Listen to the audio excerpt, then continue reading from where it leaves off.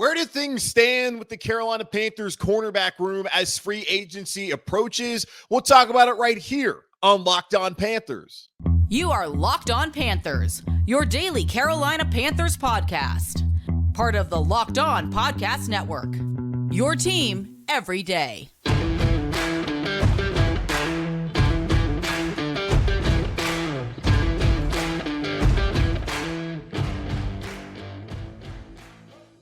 Welcome into another edition of the Locked On Panthers podcast, a part of the Locked On Podcast Network. I'm your host, as always, Julian Council, talking Carolina Panthers with you every Monday, Tuesday, Wednesday, Thursday, and Friday. Your team every day. That's our motto here on the Locked On Podcast Network. Subscribe or follow the show for free on YouTube or wherever you listen to your favorite podcast. And be sure to follow me, Julian Council, on Twitter at Julian Council, where on Fridays throughout the offseason, I'll be answering your weekly Friday mailbag questions either at me or DM me to get those questions into me now for this week's edition of the weekly Friday mailbag right here on Locked On Panthers.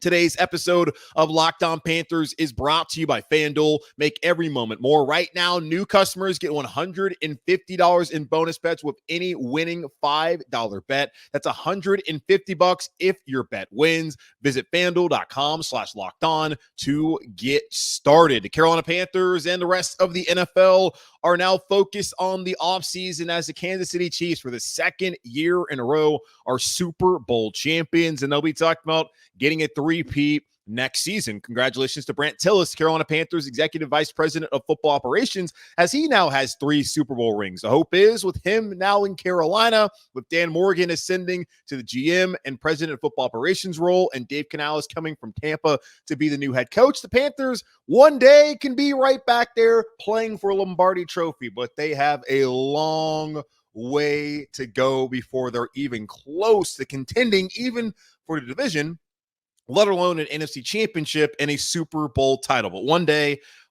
I believe the Carolina Panthers will be there. Hopefully it's not in 30 years. Hopefully it's maybe in a couple of years, but we'll see how that works out. But today on the show, I want to continue to look at position groups here on the roster as we head into the new league year starting on March 13th. The legal negotiating period starts on March 11th, and free agency, again, March 13th at 4 p.m. Talked about the players who are free agents unrestricted here in Carolina on yesterday's show, who should stay, who should go. Today, let's talk about the cornerback room here in Carolina and where it stands heading into the new league year. Starting off with Jaycee Horn, who, when available, is outstanding. The problem with Jaycee Horn is he has not been available for the Carolina Panthers. He has only played 22 out of a possible 51 games. Compare that to the player who was selected right after him, 9th overall, to the Denver Broncos, Pat Surtain out of Alabama. Surtain has missed 1 game in his 3-year career with the Denver Broncos, that game coming in his rookie season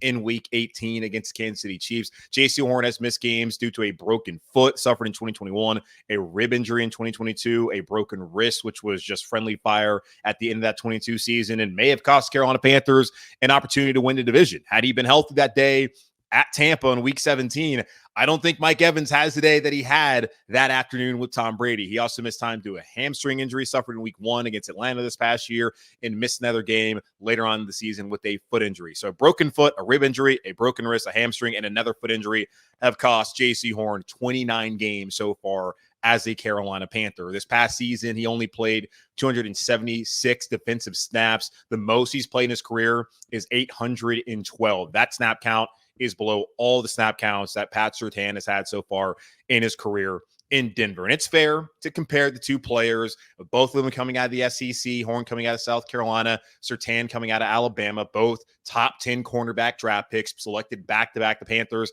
had the entirety of the defensive board to their disposal when they decided to take Jaycee Horn instead of Surtain or any other player that was available at that point in time, 8th overall in the 2021 NFL draft. And for them so far, it has not worked out to the way that I think a lot of people, of course, Scott Bitter, Matt Rule, thought it would at the time, and myself included. I felt like Jaycee Horn would be a really good player. And the thing is, he has been a good player for the Carolina Panthers. The problem is he has just not been available. You look at his overall grade, according to Pro Football Focus this past season, it was an 84.1. If you ignore the PFF snap minimum, he was the 8th best corner in the NFL this past season. His run defense grade was a 79.1. He's always been a willing tackler. Dante Jackson, someone we'll talk about here on the show later on. He's someone who struggled in that department, but Jaycee Horn, that's never been an issue. His physicality, he's always been a willing and able tackler at the cornerback spot, which you severely miss, especially this past season when the Carolina Panthers were dead last in run defense, according to EPA and a lot of other stats out there where they were the bottom 2 or 3 teams in the NFL. If you have Jaycee Horn healthy, I do think that your run defense is going to be a little bit better. Now, it's up to guys like, Shaq Thompson, if he stays healthy, I think the same case, but it's up to guys on the defensive line to play better. But also, if you have players like Horn, like Thompson available, I think the Panthers' run defense isn't nearly as anemic as it was this past season.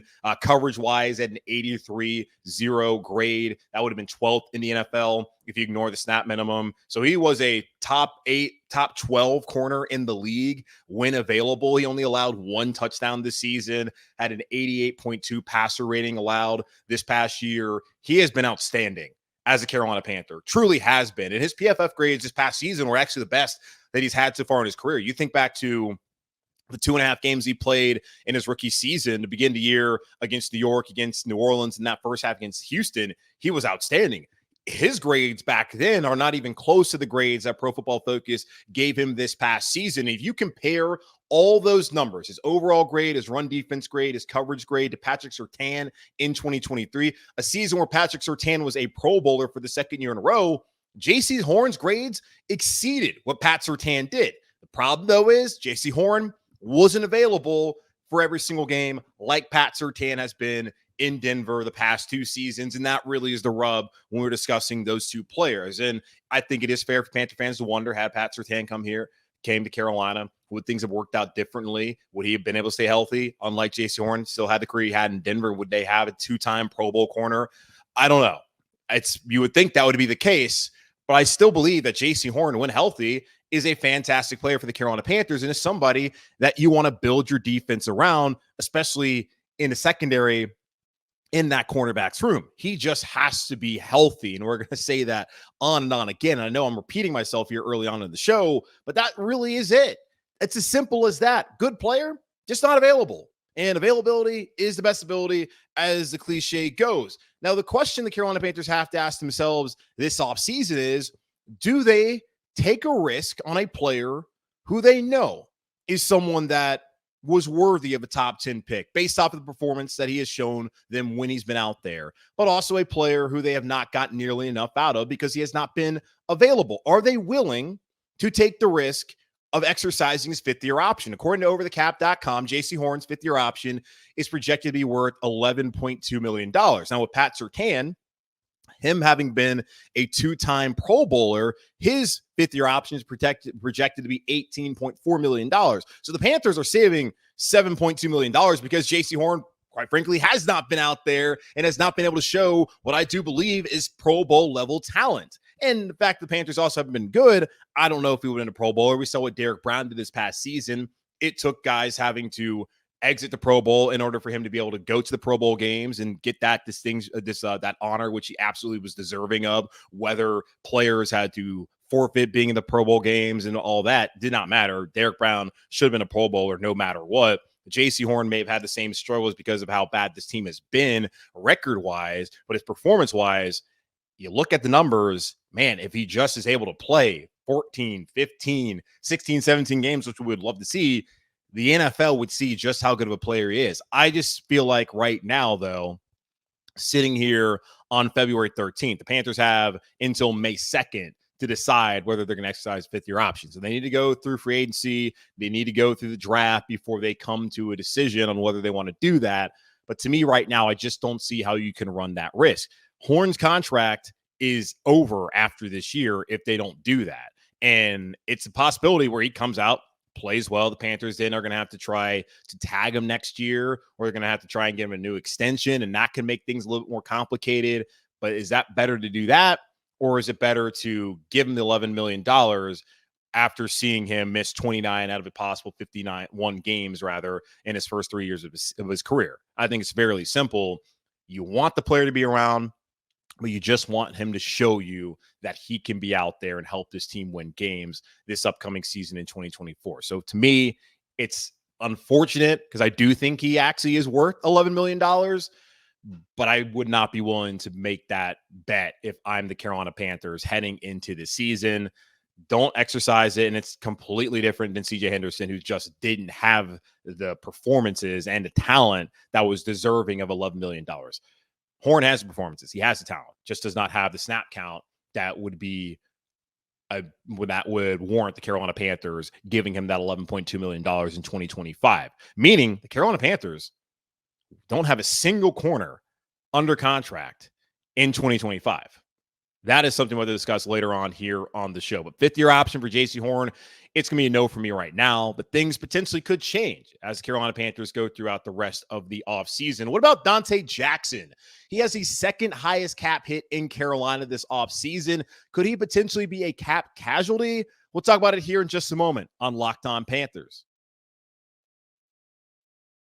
What a football game that was, but as usual, the commercial stole the show in my book. DoorDash is the all-in-one app for your everyday needs, from restaurants and groceries to flowers and gifts. So next time you're running low on dinner ideas, pet supplies, or just time, you can get so much more than you realize delivered. Whatever watch party or anything party you got coming up, get it delivered with DoorDash. Football season is over, but we're in the thick of basketball games, the school year, and let's face it, winter. I can think of a million reasons daily to order DoorDash. Hop on the app and make your day a little easier. Get dinner for tonight, groceries for the week, or a consolation prize for your sad friends in San Francisco, all on DoorDash. DoorDash, your door to more. Head to the DoorDash app to get everything you need delivered.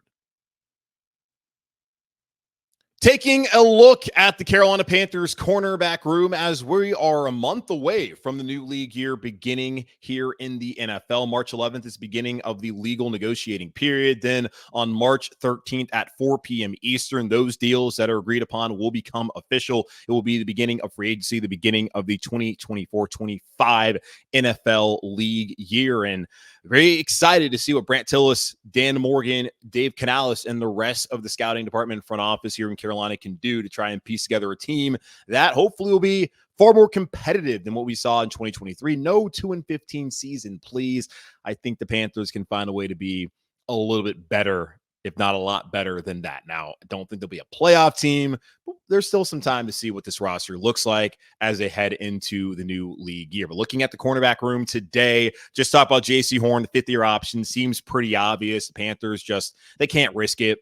If they did it, I honestly wouldn't hate it that much. I do think Horn is a really good player, and if this is the 1 year he finally stays healthy and he plays the way he's played so far, the Panthers are going to look like geniuses. But the smart thing to do, knowing that he's missed 29 games out of a possible 51, is to not give him $11 million, let him play out the season, and then play the franchise tag / extension game next offseason if you get there. And that's the hope. You want to be in position next year with Jaycee Horn where you have the headache of trying to negotiate a new deal with him, having to place a franchise tag and try to figure out how those things work. And you also have the deal with Derek Brown. If they're not going to extend him this offseason, we'll see whether they want to do that or not. He's playing his fifth-year option coming up here in 2024. Do they want to be in the same situation where Brown has shown that he's a Pro Bowler, he's an outstanding player, defensive tackle? That is a premium position in the NFL. You saw what a guy like Chris Jones did this past season in Kansas City, what Aaron Donald's done. Not saying that's who Derek Brown is, but Derek Brown is an outstanding defensive tackle, an outstanding defensive lineman overall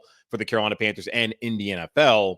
He's going to be playing on a fifth-year option. Are you going to be in a situation next year where you're going to have to try to tag him instead of Jaycee Horn? So it can complicate things, but that's the reason why Brant Tillis is here from Kansas City to step in, work with the cap, work with contract negotiations, figure those things out for the Carolina Panthers.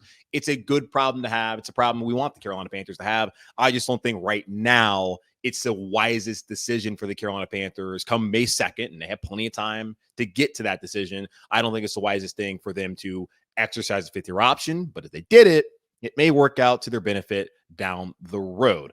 All right, looking at Dante Jackson, though, he played in 16 games in 2022, and coming into the season, I discussed at some point Horn and or Jackson are going to go down with an injury, and it turned out to be Jaycee Horn in the second quarter against the Atlanta Falcons. Fortunately for the Carolina Panthers and for Dante Jackson, who dealt with the turf toe in 2020, that really plagued him in a year where he actually played really well for the Carolina Panthers when he was out there, not hampered by the turf toe, but it was a reoccurring issue that just did not go away until the year was over. In 2021, Donte was okay, had the hamstring that cost him the rest of the season, or maybe it was a hamstring or groin, lower body injury. Then last year, the most serious one, the 2022, the most serious injury of all, tearing his Achilles. The way he bounced back this season, to come back to play 16 games. The only other time he's played that many games was his rookie year in 2018 when there only were 16 games in the NFL regular season. He played 91% of defensive snaps that were available to him when he was out there, only missed one game this past season. It was the first year in his career where he did not have an interception. He did allow a 111.1 passer rating, according to Pro Football Focus. Only 2019 was worse for Dante Jackson. So not the best year for him as far as those numbers goes. He allowed 4 touchdowns, did have 6 pass breakups, but he was out there. He was available, and he was able to give and provide some leadership to the Carolina Panthers this past season, which has been sorely missing the last couple of years from Donte. Guys like Stephon Gilmore, who were out, of course, Jaycee Horn, who went down. The Panthers have gone out, and they have really put a lot of resources into the cornerback room, and they have not gotten the greatest return. Not like Donte had the best season, but Donte was available. And that's a big thing for the Panthers when it comes to that position group, where they just have had so many issues with his injury, with JC's injury, and some guys in the past, like C.J. Henderson. He's had his own injury problems. We have seen, I think it was a guy, who was it? Was it Deshaun Jameson or DiCaprio Bootle? One of those guys this past season when they had to step in, they went down with an injury. You just saw a ton of guys in the secondary get injured. So good to see that Donte was able to play out this entirety of the season, only missing one game in 2023. Now, as far as his cap number goes, that is going to be something that Brant Tillis is going to have to figure out, whether he wants to bring back Dante Jackson, who is carrying a $15.7 million cap number in 2024. That is only behind Taylor Moton, who has a $29 million cap number. We talked about that last week when breaking down the offensive line and how to fix it in this 2024 offseason. If you look at Dante Jackson's contract and some of the decisions, whether you want to trade or release him pre-June 1. This is according to overthecap.com. There would be a $9.7 million dead cap hit. The Panthers don't have a ton of dead cap money at all right now. $3 million from Justin Houston, some money from Brandon Smith, and then there's another player. They have a couple $100,000 of dead cap. So they're not in a bad dead cap situation like they've been in over the last seemingly like 3 or 4, 5 off seasons. They would save $5.9 million against salary cap if they do release him. Now, post June 1st trade or release designation, 5.1 dead cap hit in 2024, then 4.5 in 2025, $10.5 million cap savings in 2024. But that, though, would limit the Carolina Panthers and their options on how much money they could spend once free agency opens up. And a big piece of this is what's going to happen with a player like Brian Burns. Are the Panthers going to be able to get a deal done, or are they going to have to tag him and then negotiate and then hope by time the new league year comes that they are able to come to terms with Brian Burns? Or are they going to be really hamstrung, only have about $6+ million, and have to really think to themselves, do they want to have Dante Jackson at a $15 million cap number? I'm guessing they're probably not going to want it. I don't think Dante Jackson is worth that high of a number. They could restructure his deal. I wouldn't advise that. They could do it. That would save $5.8 million. So you would at least have Dante on the roster. It's basically the same amount of cap savings that you would have if you cut him pre-June 1, but you would still have an experienced player who's been with you as a starter for the past 6 seasons. You look at his numbers this past year, according to Pro Football Focus, as far as his overall grade. He had a 64.3. His coverage grade was a 66.6. Run defense, never his strong suit, of 52.3. His tackling grade was like a 47.1. He was 64th out of 127 qualifying cornerbacks this year. That's actually below Shaquille Griffin, who started a couple games late in the season. He was 53rd. Troy Hill, who stepped in to play a lot of the slot this year, he was 73rd. Dante, with a $15 million cap hit, according to Pro Football Focus, played worse than Shaq Griffin. And that is a smaller sample size. Dante played far more snaps than him. He played more snaps than Troy Hill. He played basically at the same level as Troy Hill and Shaquille Griffin this past year in Carolina. And I don't think that is deserving of that high of a number the Carolina Panthers are going to have to eat, especially if they're not able to get some deal done with Brian Burns. So I have my concerns of whether Dante Jackson will be back here in Carolina because of that. Because you have two players, Troy Hill, Shaq Griffin, who have played in the scheme, and Shaquille Griffin goes back to his time in Seattle. So he knows, of course, Dave Canales and some of the coaching staff that's come over here so far, like Tracy Smith, the special teams coordinator, Brad Idzik, who's the OC here in Carolina. He has a relationship with those guys, maybe not as strong as if they were defensive coaches, but still they know who he is. Troy Hill, he has a great relationship. Having been in LA with the Rams, having played this past season, I feel like he played pretty well considering what was expected out of him as a 31-year-old slot corner who had to be thrust in that position after the Panthers had some issues as far as the injury bug goes early on in the season, really the entirety of the season in that secondary. He has a relationship with Jero Vero. Jero Vero's back. So is the entirety of the defensive coaching staff. You would think that's somebody that at least should get a camp invite.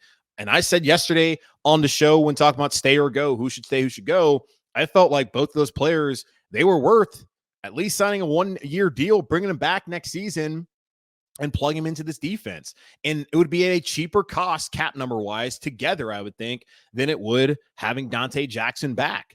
And those guys coming in, playing good enough football, having that relationship with the scheme and with the head coach here in Carolina. We'll see. We'll see what Brant Tillis and Dan Morgan and this coaching staff decide to do with Dante Jackson. I just look at that number and Taylor Moton, $29 million. That's a ton. You're not replacing Taylor Moton at right tackle. And I know it's a deep tackle class coming up here in this draft. The Panthers don't have a ton of picks. And if they want to take an offensive lineman, cool. I don't think Taylor Moton's the guy they should be trying to replace. If anything, they should try to extend Taylor Moton, and that would actually open up about $13 million against the salary cap. That would help the Carolina Panthers, especially if they have to tag Brian Burns. Now, we'll find out whether that's going to be the case. Dante Jackson, though, that is somebody to look at as a potential cap casualty here in Carolina. Would hate to see it and appreciate what he's done in Carolina. I've always felt like he's been just okay. Never felt like he was a number one type corner. He's had his issues in the past going up against some of those top receivers. As a number two, been fine. He's ran some interceptions over the course of his career. A lot of that, too, is just kind of luck, not necessarily all the time being skill. Solid player. But is he a player worth taking up that much of your salary cap this offseason? I would say no.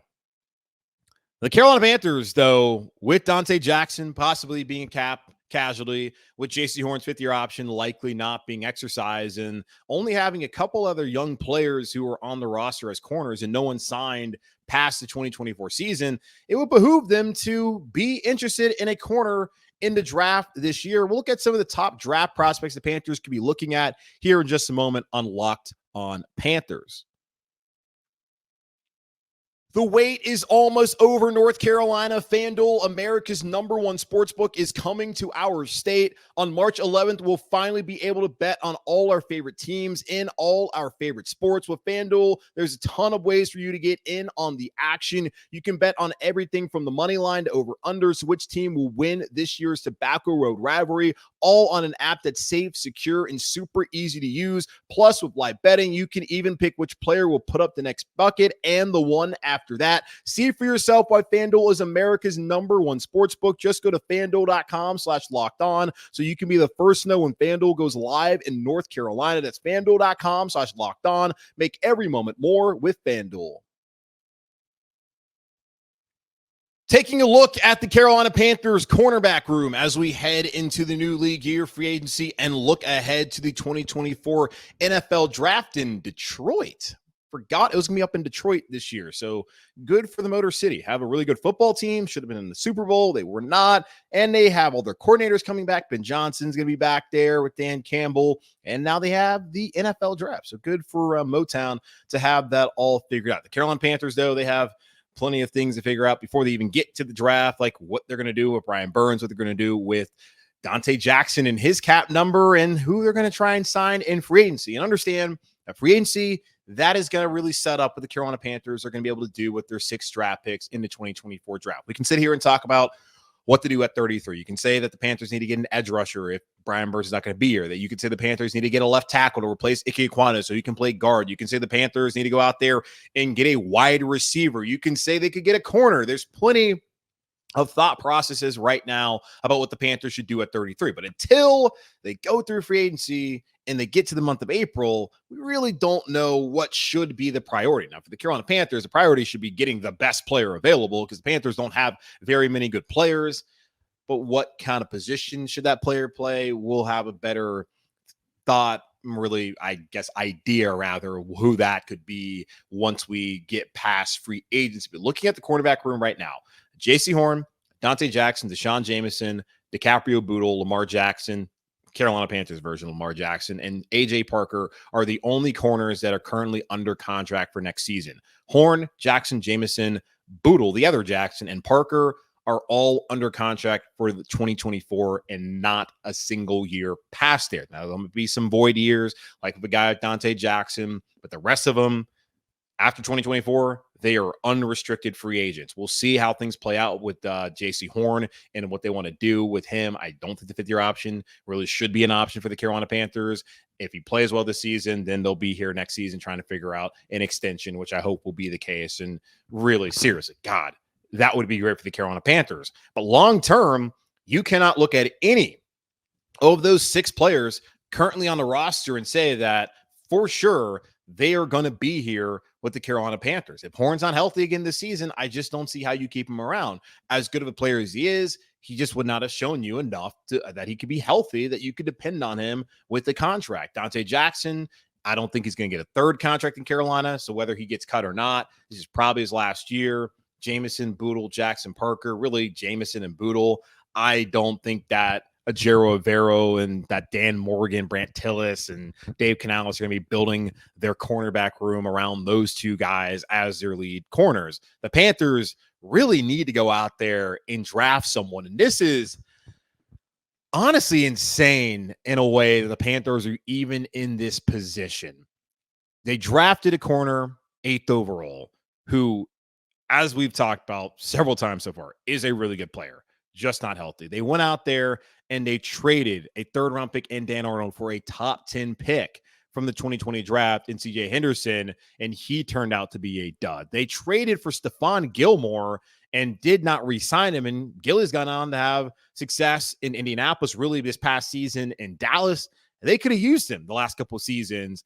The Panthers, they extended Donte Jackson. They have put a ton of resources into the cornerback room, and yet they sit here on February 13th, heading into free agency a month from now, and they don't even have a corner under contract past this fall.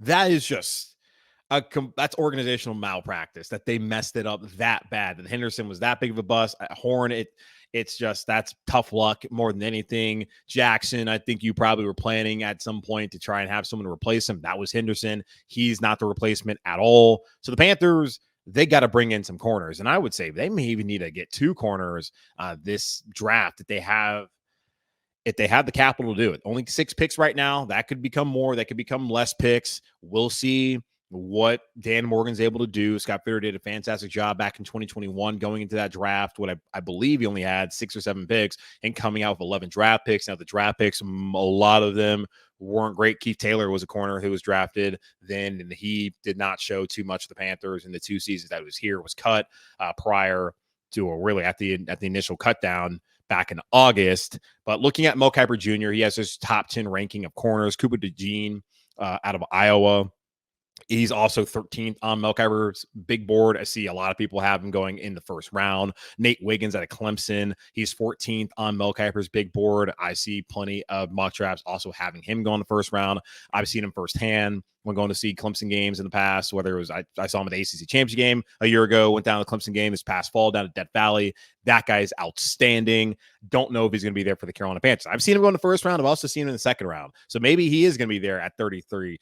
Terrion Arnold, Alabama secondary, with him and Kool-Aid McKinstry, who's 7th on Mel Kiper Jr.'s rankings. What I have seen, again, it's been really interesting. Like, there's DeJean and Quinyon